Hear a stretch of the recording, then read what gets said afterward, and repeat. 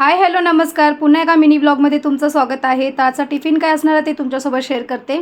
ते इथे आधी मी पीठ मळून घेतला आहे. त्यानंतर इथे मी गवारची भाजी इथे परतून घेते, थोडीशी भाजून घेते आणि त्याच्यानंतर इथे भाजी रेडी केली आहे. एंडिंगला शेंगदाण्याचं कूट टाकला. भाजी खूप सुंदर लागते, ही एकदा तुम्ही ट्राय करा. त्याचबरोबर इथे रुपीचा डब्बासुद्धा मी रेडी केला आहे दरवेळेसप्रमाणे. त्यानंतर माझं अंघोळ वगैरे झाले, पोरींचे अंघोळ झाले, सगळं आवरून झालं. त्याच्यानंतर इथे बसलो आहोत आम्ही तिघी नाश्ता करायला. तर फोडणीचा भात केला होता, तर ते आधी आम्ही खाऊन घेतो. त्यानंतर मुलींचे बॅग वगैरे झाले, त्यांची शाळेची तयारी झाली. त्यानंतर मी आता ह्यांना शाळेत सोडून घरी येत आहे. घरी आले, निवांत बसले, कारण की बाहेर खूप कडाकीचं ऊन आहे. थोडंसं निवांत बसते, पाणी वगैरे पिते.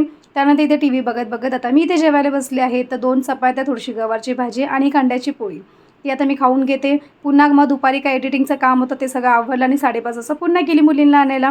आता पुन्हा घरी आले, त्याच्यानंतर पुन्हा आपलं संध्याकाळचं काम, झाडू लादी केली. मुलींसाठी ते नाश्ता करून घेतला आहे. ब्रेड, अंडा ब्रेडचा केला आहे. त्याचबरोबर रुंजीसाठी जिरा बटर आणि ते माझा चहा तिथे आम्ही करून घेतो. त्यानंतर आता संध्याकाळी 7 वाजता दिवाबत्ती केला. त्याचबरोबर टी व्हीवरती हनुमान चालीसा चालू होती आणि एका साईडला इथे मुलं अभ्यास करत होते. नंतर आली पुन्हा किचनमध्ये गॅस वगैरे तर स्वच्छ क्लीन केलं आहे, पण भांडे दिसत आहे केवढे आहेत. ते सकाळपासूनचे मी भांडे ठेवते, मी एकदाच काय ते संध्याकाळी भांडे घासते. त्यानंतर आहे, आज डिमांड होती पालकची.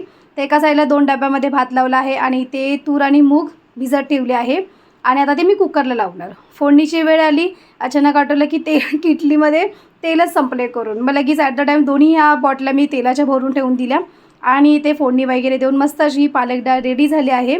तर अगदी सिंपलशी डाळ आहे. जर तुमची कमेंट्स असेल तर मी ह्याची रेसिपी तुमच्यासोबत शेअर करेल. त्याचबरोबर इथे 2 डबे भात पण माझा रेडी झाला आहे. जेवणाला थोडीशी वेळ होती, तर म्हटलं चला आपण हे मटार सोलून घेऊ. 1 किलो मटार आणून ठेवले होते, ते आता मला सोलायचे. सोलून वगैरे झालं, मस्तपैकी जेवण झालं.